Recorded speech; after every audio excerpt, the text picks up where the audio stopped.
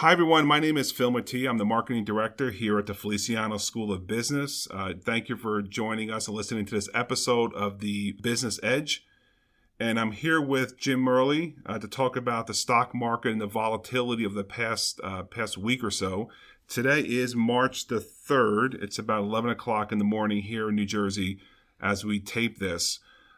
Jim, just to give you some background on Jim Merli, he graduated from Montclair State back in 1983 with a business administration degree with a concentration in finance and marketing. In 1983, he launched his Wall Street career at Shearson.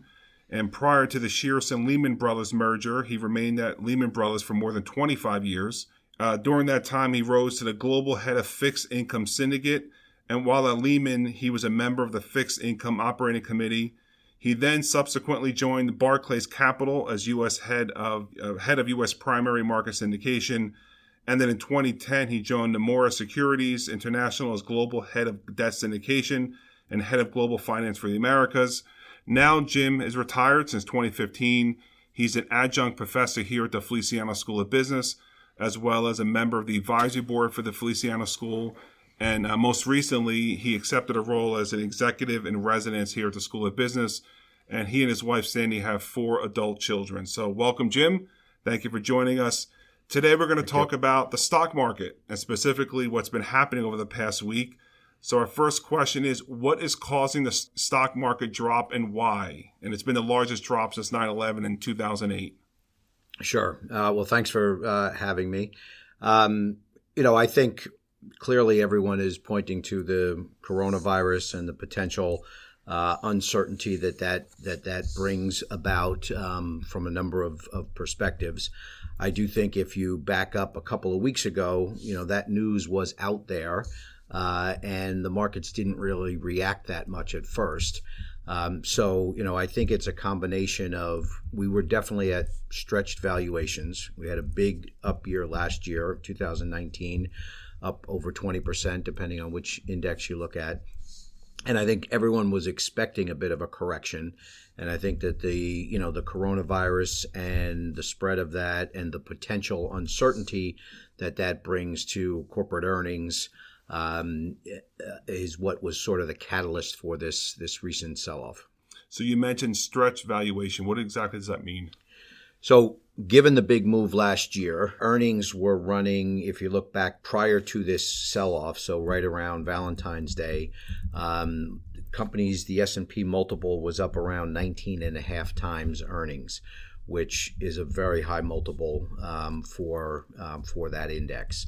Right now, today, given the volatility that we've experienced in the last week and a half to 2 weeks, we're back around a 17 multiple, which means that looking at all of those companies in the S&P, they're roughly trading at an average of 17 times earnings in terms of their stock performance. That is a more reasonable, consistent level relative to where we were around the beginning of February. Now, you mentioned a market correction with respect to the coronavirus. If the coronavirus didn't happen, do you think there would have been a market correction? So, yes, I do. Clearly, it may not have been as dramatic, as significant, as quick, but every day, whether you were looking at Bloomberg or the Wall Street Journal or CNN or any number of different financial pundits, everyone was kind of expecting a pullback, and many people were saying, that would be healthy. We're looking for a pullback. Things don't go in a straight line forever. Those types of comments, having come off of a 2019 that was a very, very strong year for the markets. So most people were forecasting, a pullback of some degree, maybe 5%, not 12%. But, it's always the thing that you're not expecting. So, oftentimes people say, I don't see anything on the horizon that's going to slow the market down. Or, when the market's going down, I don't see anything on the horizon that's going to help the market, turn around. And inevitably something happens. And in this case, it was, the news and the spread of this virus. I think that was the catalyst for that. So yesterday on March the 2nd, the Dow went up about 1,300 points. Why did the market go up that dramatically? Yeah, I thought that was interesting. And then the follow through this morning. So overnight, Sunday in the overnight markets in Asia and then London before the U.S. Open, there was discussion about some sort of concerted central bank action. The Federal Reserve, the Bank of Japan, the ECB. There was a discussion that they would provide liquidity, they would provide policy in order to help stem the negative tide in the markets for the last few weeks. And that news, that headline, that article about the central bank involvement and the central bank coordination is what got the futures markets going up Sunday night into Monday morning. I thought it was interesting then that, this sell-off isn't about high rates or difficulty to borrow. That's not what has been driving this, right? It's been fear of an economic slowdown, not because of high rates or because of inflation, but because of, a supply-demand fall off as a result of people not willing to travel, not willing to go to public events, those types of things. So not clear to me that lower interest rates addresses that issue, but I think the market just took some solace in the fact that, hey, the global central banks are all holding hands again, like they did in '08, like they did post 9/11, to try to get things going in the right direction. Now, this morning, the Fed came out with a surprise announcement of, intra-meeting 50 basis point cut in the Fed funds rate, which I think took people by surprise. It was increasingly being priced into the market, but to do it intra-meeting is a very significant statement and a very unusual event. So they haven't done that since '08. What's an intra-meeting? So normally the Fed makes their policy announcements at the time of the Fed meetings, and they have regularly scheduled meetings where they discuss policy, 2-day meetings, and then they come out at the end of the second day and say, we've decided to leave rates unchanged, or we're lowering, or we're hiring, and they come out with a policy statement. To do it intra-meeting, meaning it wasn't a scheduled meeting, is something of a strong statement. And so the markets this morning, which were down on the open, jumped up over a 1%. And then as we started this discussion, I think they had kind of come back off and we were kind of back to flattish on the day. So we'll see how that plays out. But again, I'm not sure that lower interest rates is the cure for, this type of sell-off as it might have been for other types of sell-offs. What would the cure be, in your opinion? I think there has to be some resolution to, the concern about, okay, is this going to spread, more broadly? I think it's more of a fiscal answer than a monetary answer. Companies are going to have to start to, come out and say whether or not it's impacting their business. Certainly the airlines have said so, the hotels, the gambling, the sort of tourist type sectors have already said, yeah, we're having an impact. So it makes sense that they would be down. A manufacturing company in Ohio, not clear that this is necessarily going to have a major impact on their business, yet they're kind of getting impacted the same way. So to the average American who doesn't have money to buy a significant amount of stock on the stock market, what is a Fed rate cut? What does it mean to them, to an average American? The Fed funds rate, which is what the Fed controls, obviously has an impact on other rates. So Fed funds rate per se doesn't impact the average American. But what it does is it has an impact on subsequent rates down the food chain. So mortgage rates, credit card rates, home equity loans, all of those things are all tied into, the Treasury market and the rates that the Fed does control. And so you'll see lower credit card rates, you'll see lower mortgage rates, you'll see lower home equity, rates, and that will have an impact. But again, my earlier comment, we're not worried about the economy slowing down because of a lack of borrowing capacity or because of high interest rates. Rates were already low. Now we're at all-time historical lows. Rates were already low. So that wasn't the concern. That wasn't the fear. Yeah. The fear is that people aren't traveling. People are afraid to go out. Companies aren't able to, the supply chain is disrupted from places like China and, other parts in Asia that supply a large portion of our products and also buy a large portion of our exports. If those markets, if both the supply and demand side are severely crimped, That's the problem. It's not that lower rates are going to change that. So cutting the Fed cutting the rate is good for the average American. Lower credit card, yes, percentage rates, mortgage rates, auto insurance or auto loan rates. Yes. So why doesn't the government just keep lowering the rate? Keep it at zero. Why won't they? Well, I mean, the Fed has. I mean, going back to their original structure of the Federal Reserve, they have a dual mandate from Congress. Employment and inflation. So they're supposed to be balancing those two things. Active economy, a growing economy, one that provides employment and managing inflation, keeping inflation under control. Keeping rates low causes inflation to heat up. So there's always a balancing act between how low do you have rates going in a bull market environment or a strong economic environment like we had last year. To lower rates in an economy that is robust is kind of throwing gas on the fire to fuel inflation. So that's why they didn't lower rates when Trump was saying they should lower rates. The economy didn't warrant it. They kept coming out and saying, we're watching the numbers, we'll take our cue from the data, we're data dependent, those kinds of statements. And what that means is, housing market's good, employment market's good, credit market's good. No reason to lower rates in that kind of environment and fuel inflation. So why is inflation a bad thing? What does that mean? High inflation? Well, if we go back to even relatively recent history here in the U.S. in the early 80s, when inflation got out of control, mortgage rates were 16%. Credit cards were 25%. Borrowing became difficult. If you look at countries that have had problems with inflation, it becomes, it builds into the system and it becomes, a very difficult process for businesses to manage, for stores raising prices every day, and, people's buying power is reduced and so forth. So it's incredibly important for the Fed to try to keep a lid or manage inflation in a way that allows the market to grow without getting overheated. So if the Fed cuts the rate, is the government collecting less money?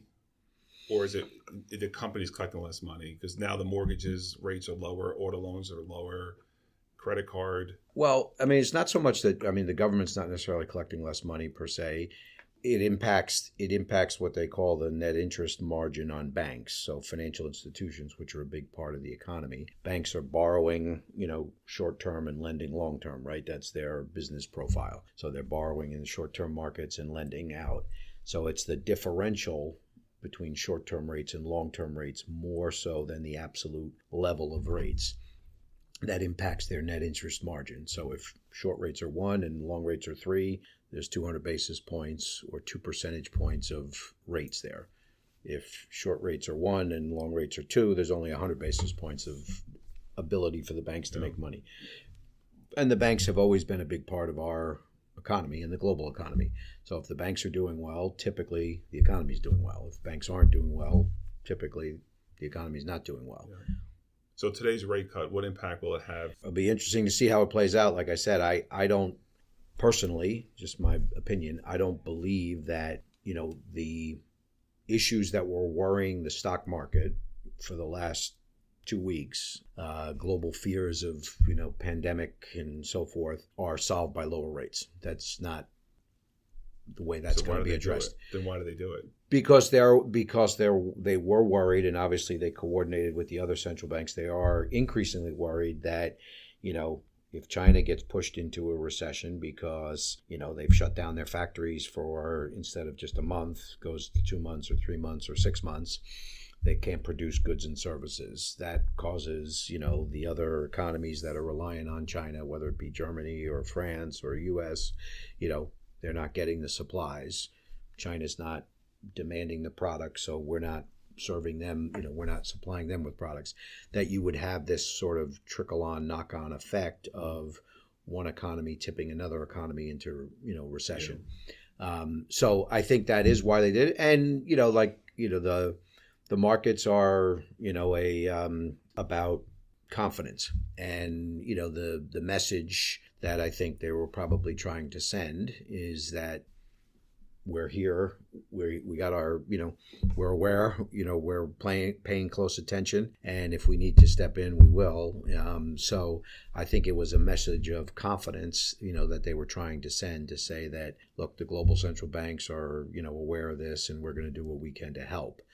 It's just, like I said, it's just my personal opinion that I'm not sure lower rates is the answer to that. But it certainly is, it does send a message. You did see a knee-jerk reaction this morning where stocks were down and they gapped up.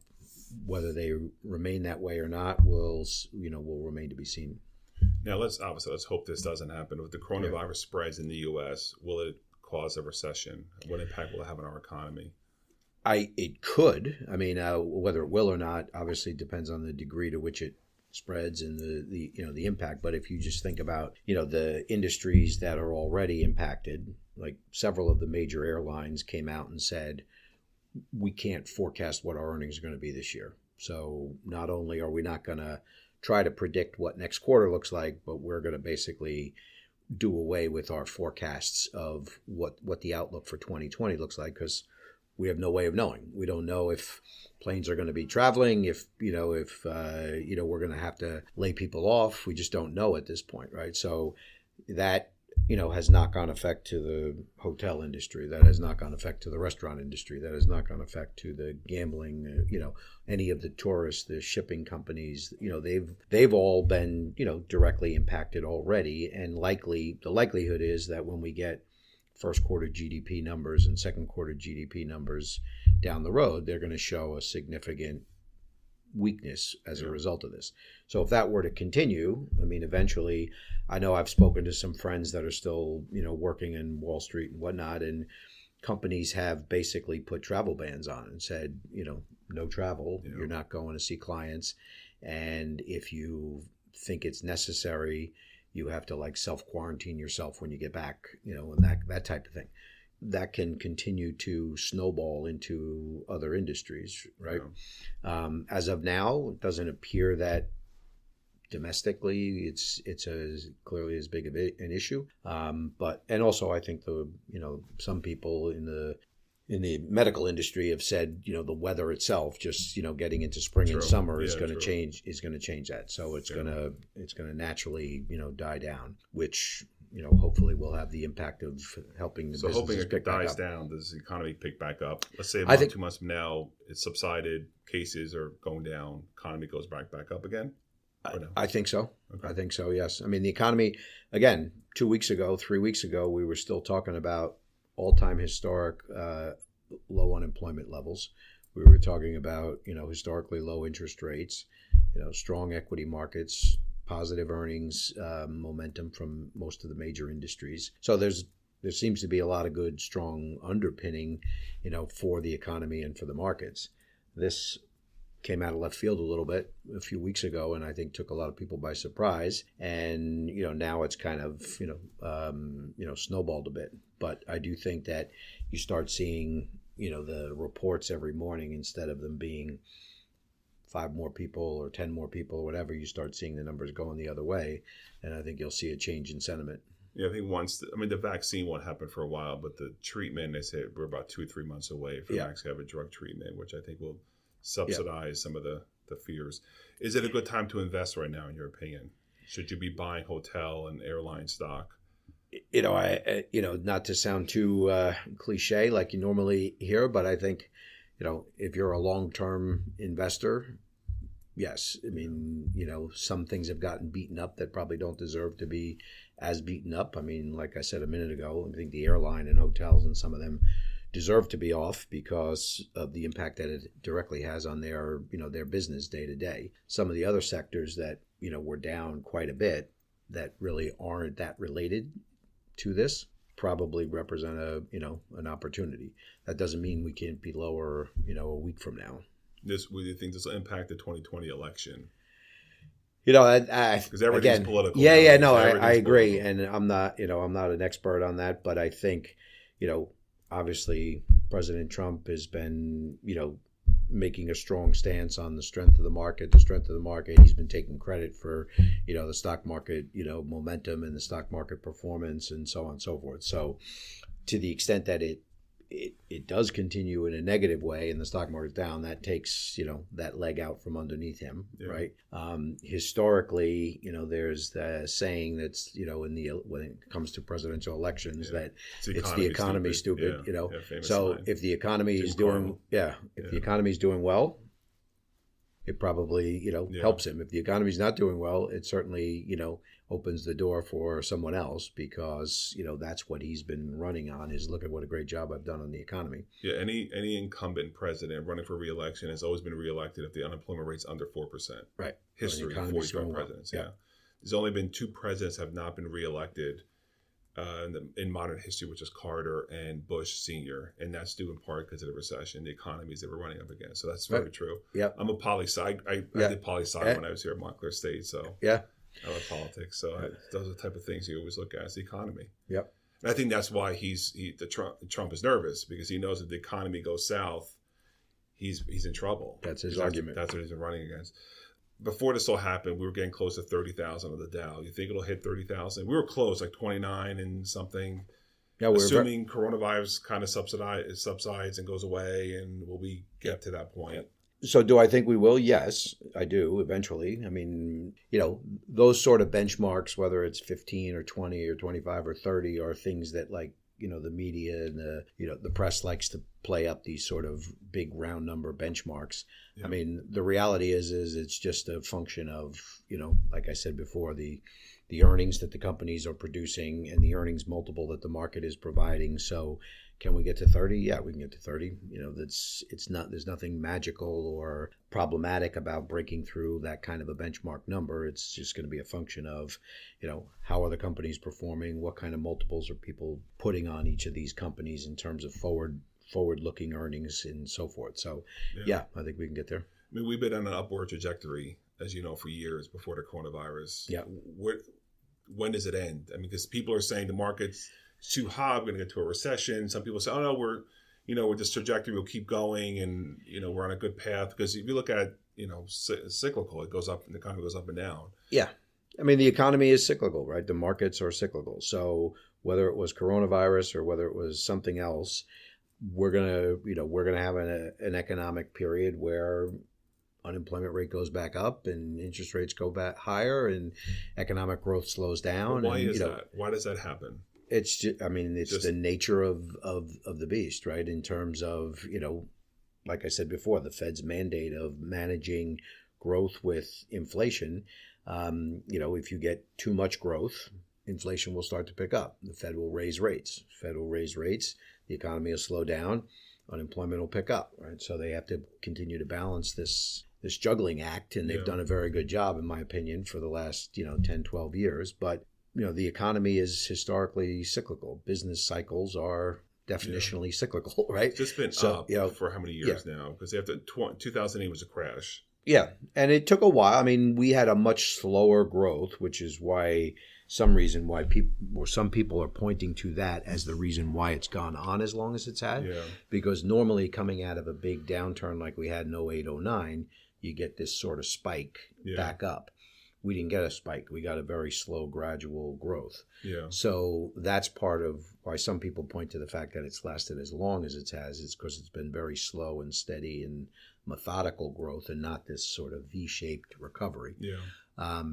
That being said, we have set records now for the length of this bull market, right? Yeah. It's been going on longer than any bull market in history. So every day goes on, you got to consider yourself a day closer to it being over, right? Because at some point it's going to be over. But we've had corrections. I mean, remember last February we had that big correction around the whole volatility spike, and markets went down aggressively. December of 2018, that November, December, we had a big market correction at the end of the year there, where people were concerned about the economy's going into a recession. So it hasn't been a straight line up. We have had some corrections along the way, and I think this is one of them. Yeah, there's economists that always say the Fed should not cut the rate unless there's a recession. And I was reading this morning that some of them are complaining, saying, well, the Fed cut the rate by half point. What if the country does go into a recession 6 months from now? You have to keep cutting. Right. They should be very judicious on how they use that rate cut. Right, because if you think of that as their primary tool, Yeah. they only have so much of that, right? So Yeah. if you lower rates from 1.5% to 1%, now you only have 3 or 4 more cuts in your pocket that you can use before you get to zero, right? Yeah. And the European experiment of negative rates has not been a good one. I mean Because Trump talks about that a lot. Yeah. Negative rates. Yeah, and explain what that means. Negative rates. I mean, it logically it's hard to wrap your head around, right? Because you in your mind you think, okay, I lend you money, you pay me an interest rate, right? Not the other way around. Yeah. So the idea that you put $10 in a bank account and a year later they give you back less than $10, that's a negative interest rate, right? You've gotten your principal back, but your principal's been reduced by the fact that you're paying the bank to hold your money as opposed to them paying you to borrow it. So, I mean, again, my opinion, logically, it makes no sense. It has not served Japan well for the last 3 decades. Their economy has not been able to grow. They've been stuck in this low to negative interest rate cycle where they just can't get growth going because of the rate dynamic.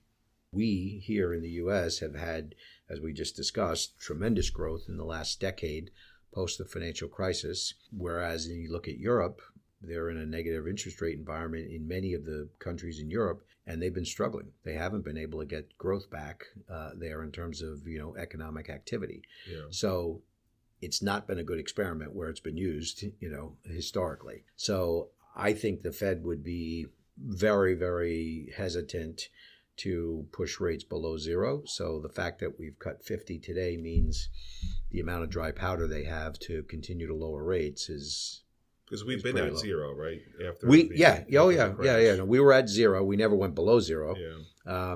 But after the financial crisis, the Fed funds rate was at zero for a long period of time. Yeah. And then with respect to China, we have a trade deal or a phase 1 trade deal. Do you think that impacted the economy or the stock market at all? Yeah, I think obviously every day it seemed like there was a different headline. We're getting close to an agreement. We're not getting close. Yeah. We're almost there. We're not there. And every day that news came out, the market reacted accordingly. If it was good news, the market was up a little bit. If it was bad news, the market was down a little bit. And then the threat of tariffs and so forth. So when we finally did get that phase 1 deal, yes, I think that was a big piece of uncertainty that was taken. The markets hate uncertainty, which is part of what this fear, is driving things now, because the uncertainty of how far does it grow, how fast, how many people, all of that. And I think on the trade talks, the uncertainty was, how do we shut off trade with second largest economy in the world and, still have a viable economy here in the U.S. So the fact that they came to some trade agreement there, I think was a very good thing. Obviously, there's more to go in terms of phase 2 and so forth. Yeah. But I think that was definitely helpful. Yes. But why is it so hard with China to have a trade agreement? What's the challenge there? Because what we want versus what they want, right? So, it wasn't that long ago that China was considered an emerging economy, and their entrance into the World Trade Organization as an emerging economy gave them a lot of benefits that major powers don't have. The ability to put tariffs on things, the ability to tax imports without being taxed on their exports and so forth. Now you fast forward, China's not an emerging economy anymore. It's the second largest economy in the world. They don't want to give up those things, right? And I think from the U.S. perspective, the biggest thing is the intellectual property. Yeah. Many U.S. companies have complained about the barriers of doing business in China, that you're forced to take a partner there, you're forced to give up some of the intellectual intelligence, intellectual property to Chinese company as your partner, who then duplicates your product and sells it for half the price and so forth. So, I think there's major stumbling blocks to why those talks were running into difficulty, and probably are going to continue to run into difficulty. Yeah. But, the fact that we've made some progress, I think, has been a good thing. So I know they're talking about a phase 2 type agreement, which I'm not sure how long that will take, but it seems like it's a bigger part of this trade deal that they're working on. Right. And then I would think the USMCA would be a positive for the U.S., for the economy. I know Canada hasn't ratified it. We have. Mexico has. Yes. I think Yes. Canada's. Yep. And I assume they'll do that as well, and it'll move along. But U.S. and China, is it a symbiotic relationship? Do we need each other, or do they need us more than we need them? Or is it we kind of need each other? I guess it depends. If you listen to the president, they need us more than we need them. But I mean, just think about how much. I mean, look at the impact that this issue that we're dealing with now in China, emanated in China, is predominantly in China. I mean, I just saw an article this morning. It's like 95% of the cases are in China. Yeah. So why is it impacting us? Because we are so tightly tied to them, right? Yeah. We're importing, the vast majority of our goods from there. We're exporting a significant amount of our goods and services to there. So yeah, I mean, we both economies are relying on each other. Yeah. So final question, 6 months from now, assuming the coronavirus goes away, where's the U.S. economy? Where's the stock market? It's now March. Election season, September, October, November. Where are we? What do you think where we're going to be at? So assuming that this current issue is largely resolved, I think that I can see us getting back. Yesterday we rebounded 5% thereabouts from a 12% decline. So can we get back to sort of where we were a few weeks ago? Yes, I believe we can. But I think if it's 6 months forward, it's, as you just said, it's September. Election season, election day is November. So I don't see a big rally going into that because there's going to be continued uncertainty over, the results of the election and so forth. So, I think the markets will bounce around then. I think, we bounce back to kind of where we were prior to Corona, assuming that we get a positive resolution on this. And then, heading into sort of the summer months and the September, October, I think we'll be flattish, kind of bouncing around waiting for the election results. How's Wall Street tied to the nominees? So let's assume it's Bernie Sanders as the nominee. And Bernie's already come out and said, I want to tax all trades, buy and sell trade. So I'm assuming he's not pro Wall Street from what, he talks about the billionaires and millionaires and fine. So Bernie's a nominee. Let's say July, the convention happens, he's a nominee. Does that impact the stock market? Do investors see Bernie as not pro investment, pro millionaire, billionaire? Do people start taking the money out of fear of Bernie becoming president, or does it have any impact at all? I think it definitely has an impact. I think, I've heard some other folks, some market strategists and analysts and so forth say that, if Sanders is elected, the market's down 25%. Wow. Overnight. Yeah. I don't know, how to predict that number that, off the top of my head, but there's no question in my mind that there's a negative for the markets. Absolutely. I mean, he's talking about massive tax increases. He's talking about, the other night he was talking about, suing all the major, oil companies and all the major drilling companies and all the major fossil fuel companies. If you have the president of the United States taking, major industries to court and suing them, that's not good for, corporate America. And breaking up companies. And breaking up companies and so on. So, yeah, if we get into September, October, and Sanders has a lot of momentum and it looks like he's got a shot, the market is going to be lower. The market's going to be down. The one thing, when I was an undergrad student here, I took an economics class, and I remember the professor telling me, always trust the market. So the market will tell you how much they believe something's going to happen. And that was 30 years ago, and it's so true. Yeah. It's like even during the Russia interference with Trump, and he's been investigated, the market never really went down. The market kind of stood steady or went up because I guess the market didn't believe that Trump was to be indicted. Even during the impeachment hearings, the market stood steady, went up. So that always, I'm not sure, obviously you probably can agree. Yeah, no, people talk about, they refer to the market as a discounting mechanism, right? So meaning that it's always discounting future events. And even this morning's news, if you look at Fed funds futures, which is, an instrument that's traded in the markets on a, regular basis, Fed fund futures were discounting a Fed rate cut a couple of days ago. Yeah. So the fact that the Fed cut today, if you looked backwards, they were accurate. They were correct. Yeah. This doesn't mean there always are, but the market is a discounting mechanism, and people look to future events and try to price that in today. Good.